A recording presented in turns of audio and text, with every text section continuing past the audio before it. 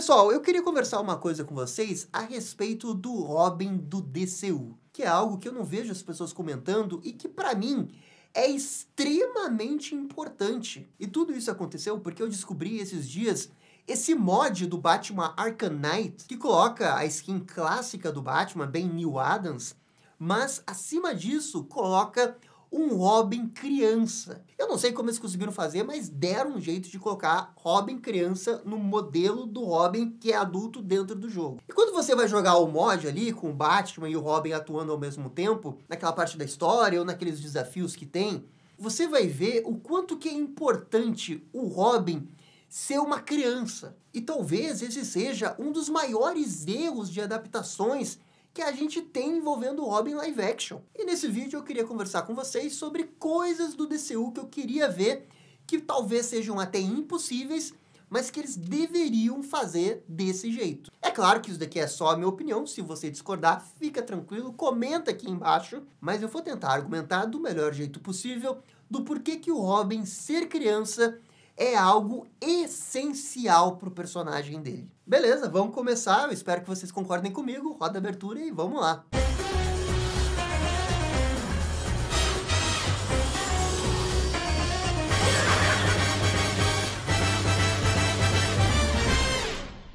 Gente, esse mod aqui é sensacional.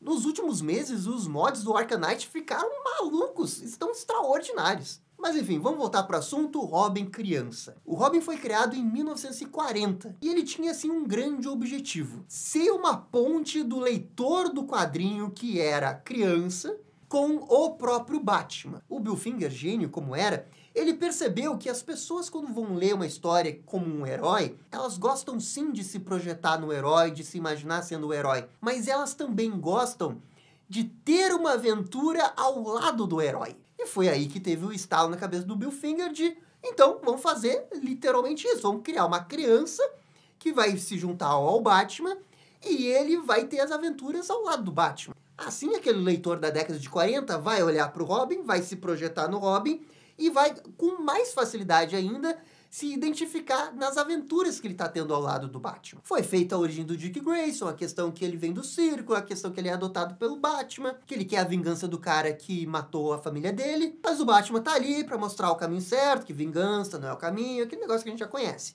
E nisso daqui a gente já tem dois aspectos fundamentais do porquê que o Robin tem que ser criança. O primeiro é pela concepção do público dele. E o segundo ponto é que a origem dele é para fazer um claro paralelo de quando o Batman era criança e perdeu seus pais. O Dick Grayson, o primeiro Robin, ele precisa perder a família dele na época, mais ou menos com a mesma idade, que o Bruce perdeu seus pais. Seja com 8, 10 ou 12 anos, os que eles inventarem. Mas não importa qual que seja, tem que ter esse paralelo. Ah, Gabriel, mas o Robin do DCU é o Damian Wayne. Calma, eu vou chegar lá, tá? Eu vou chegar lá. A partir da origem do Dick Grayson, o Batman começa a treinar o Dick pra ele virar o Robin, eles fazem um juramento e começam a ter um monte de aventura lá fora. Agora, é importante destacar que, embora o Robin fosse criança na história, na ilustração da HQ da época, ele era desenhado um pouco mais velho do que ele era.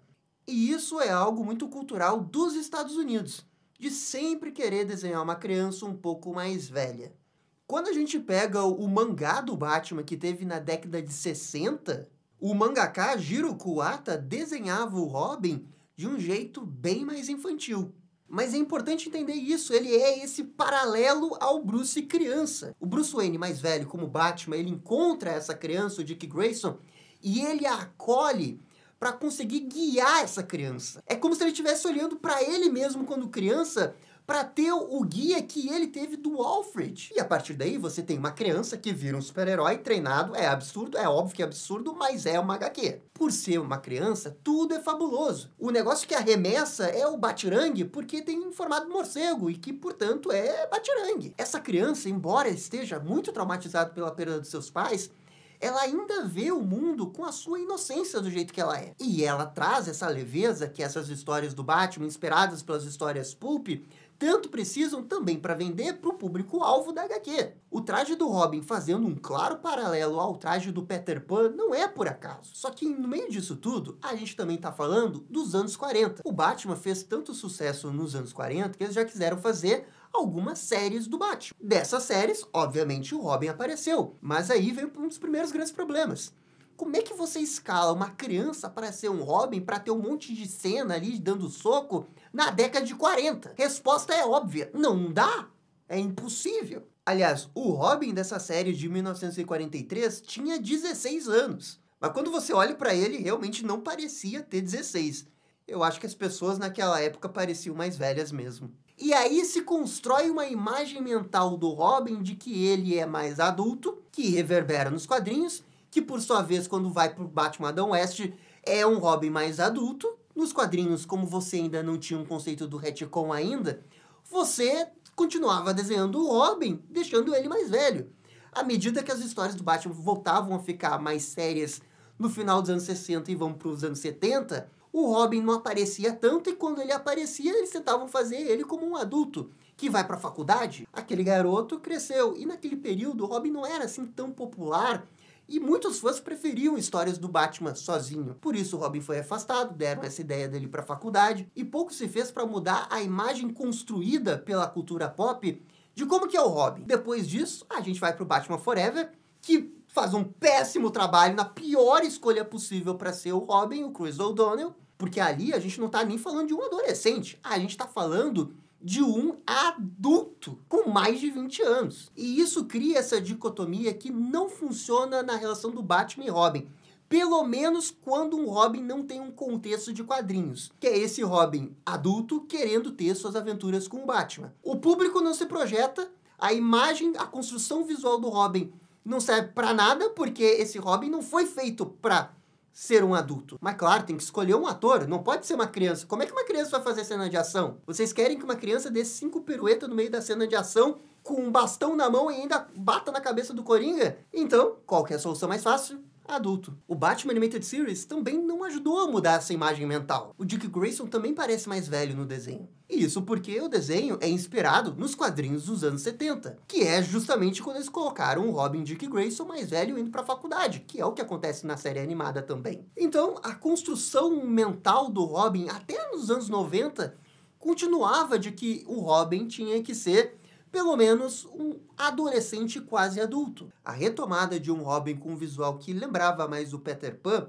começou ali no Vitória Sombria. Só que era quadrinho, um nicho muito pequeno. 10 anos depois, a gente tem o desenho do The Batman. E aqui sim, nesse desenho, a gente tem um Robin criança Dick Grayson, e que, na minha opinião, é o melhor Robin que a gente já teve. Os anos 2000 realmente serviram para recuperar a imagem do Robin criança, do Robin com uma aparência mais de criança. Os Jovens Titãs têm esse traço diferente que o Robin é bem mais criança, embora ele seja adolescente. É claro que depois veio o Nolan, inventou aquele Robin dele, depois a gente teve a série dos Titãs, e essa série é baseada nos Titãs dos anos 80, que é o período que o Robin mais adulto é, com a roupa do Robin. O que começava a ficar um pouco ridículo nas histórias, e eles perceberam que não, a gente não pode deixar que o Robin tem essa identidade de Robin porque ele já cresceu, ele tem que ser um outro herói. Foi aí que veio o Asa Noturna. Veio o Snyder, o que ele fez? Matou o Dick Grayson, colocou o pedestal dele, e aquele Robin dele, a princípio, era muito adulto. E tinha 300 quilos de músculo também. E agora, finalmente, a gente vai ter o Batman do DCU, que vai ter o Damian. A primeira vantagem de ter o Damian é que a gente nunca teve um Damian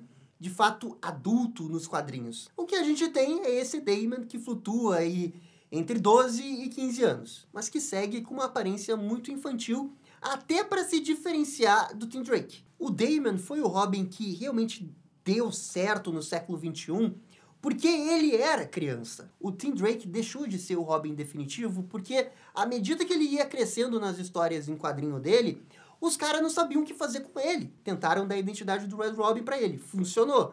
Até os 952. Aí eles não sabiam mais o que fazer com o Tim Drake e ele tá assim até hoje, coitado. Mas o Damian, por ser o membro mais novo, o pessoal continuava ilustrando ele como se fosse uma criança. E o Robin, com essa aparência, se encaixa muito melhor nas histórias do Batman. A dinâmica Batman e Robin, para ela funcionar, ela tem que servir dos dois lados. Não é só o Batman que ajuda o Robin, é o Robin que ajuda o Batman. Se no século passado, boa parte dele, a gente teve um Robin que servia para ficar deslumbrado, a inocência de ter aventuras legais com o Batman, que ficava vidrado porque era Batmóvel, Batirangue. Nesse século isso mudou, porque o Robin Damian Wayne, Ele é o oposto do Dick Grayson. Ele é pragmático, ele não é inocente, ele já sabe um monte de coisa. Ele é a figura oposta, ele é aquela criança que se acha adulta. E o Dick Grayson é aquela criança que está aprendendo, olhando o Batman com grande respeito. O Damon, ele precisa aprender a respeitar o pai dele e aprender a admirar o pai dele. Mas em ambos os casos,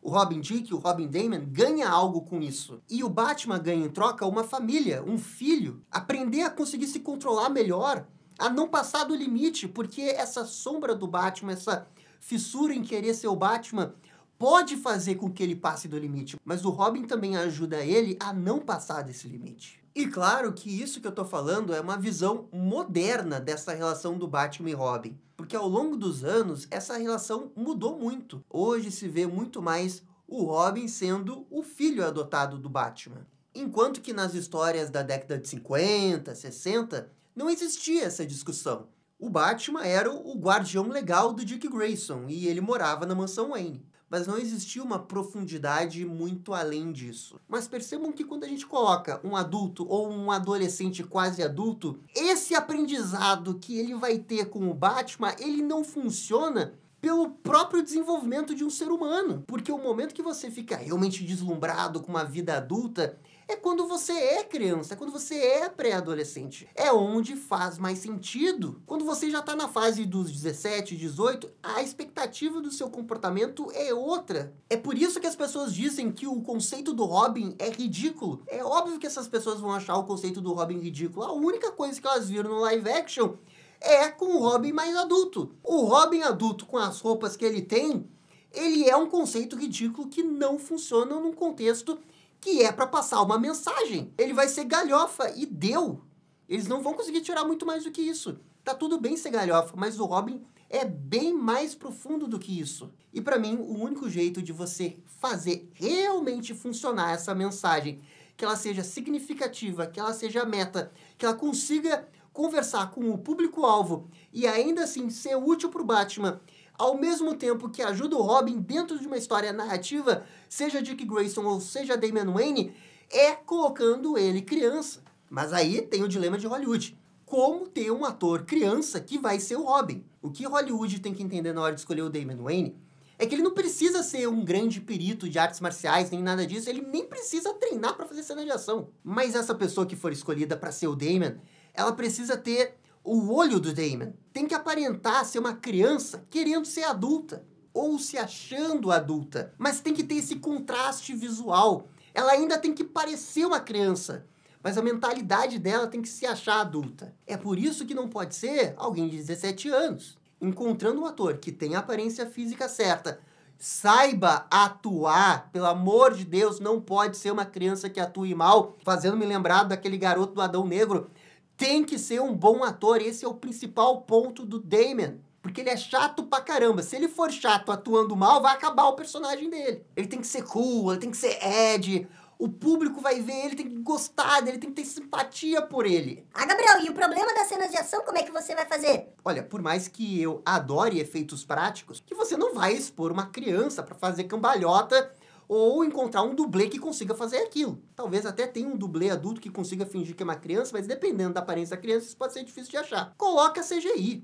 É claro, CGI bem feito. Mas que seja um Robin que tenha movimento de Robin. O Damian não é o Dick Grayson. Ele não precisa dar 30 cambalhotas para dar um chute na cara da pessoa. Mas talvez no Batman Brave and the Bold, por causa da sua origem ainda em desenvolvimento, ele acabe usando bastante uma espada. Se for no caso de uma espada, você nem precisaria tanto ter cenas de CGI. Mas mesmo o Damian, mesmo o Tim Drake, Jason Todd, eles ainda precisam ter as acrobacias. Não é pra virar o Yoda no episódio 2, mas não pode ser o Batman do Tim Burton que ficava parado sem mexer o pescoço por conta do uniforme. Tem essa fanart aqui feita pelo artista Nguyen, imaginando o Robin Damian Wayne de uma forma mais realista, e que não é baseado em nenhum ator, é só como que ele gostaria que fosse. E pra mim esse Damian, ele é bem factível, é possível fazer esse Damian desse jeito, mas eu ainda acho que tinha que ser alguém um pouco mais com cara de criança. Porque esse Damian, ele já é bem adolescente. Pra mim, esse seria o Damian ano 2, ano 3. O Damian do Brave and the Bold, o Damian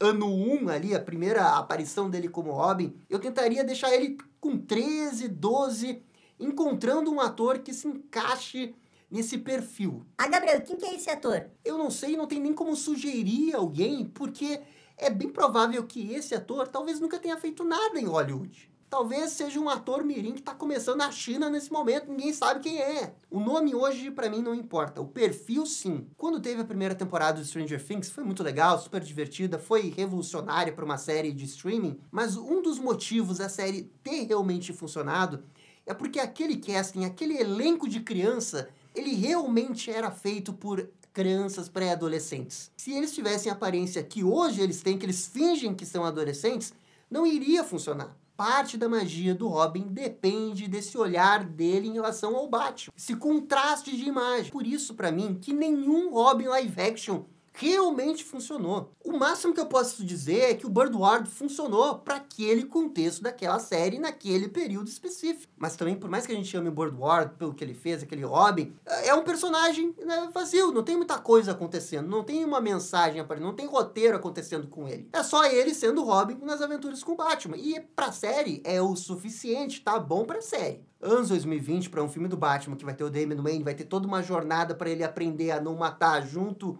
com o Batman ali, ensinando ele, você tem que ter mais. Você tem que entender a fundo esse personagem. Você não pode dar margem para errar. Eu só espero que o Robin do DCU não caia naquele dilema de Hollywood. Ah, põe esse adolescente que tá quase adulto, com 17, 18 anos, que já é uma estrela entre os adolescentes, ele vai ser o Robin. Sabe, não.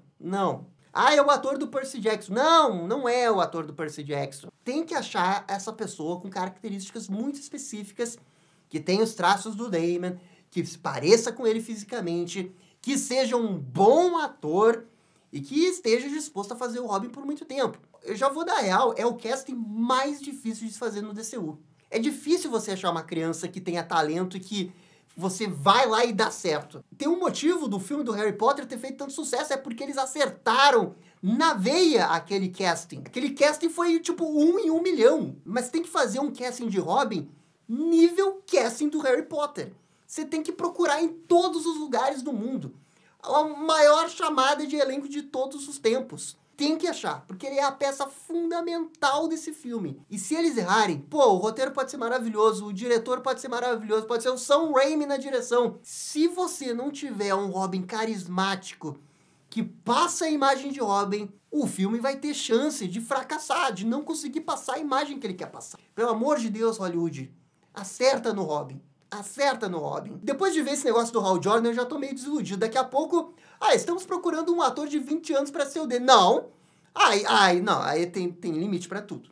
Tem limite pra tudo. Mas enfim, gente, essa é a minha opinião. Eu espero ter argumentado bem, eu espero não ter esquecido de nada. Se vocês concordam ou não, comentem aqui embaixo. E no mais, eu fico por aqui. Muito obrigado e dá-lhe descer. E esse foi o vídeo conversando do Robin no Batman Brave and the Bold. E aí, gostaram? Não gostaram?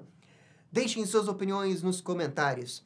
E se curtiram o vídeo, deixe aquele joinha e inscreva-se no canal para ficar sabendo absolutamente tudo sobre Batman. Obrigado, gente, e até a próxima. Tchau, tchau.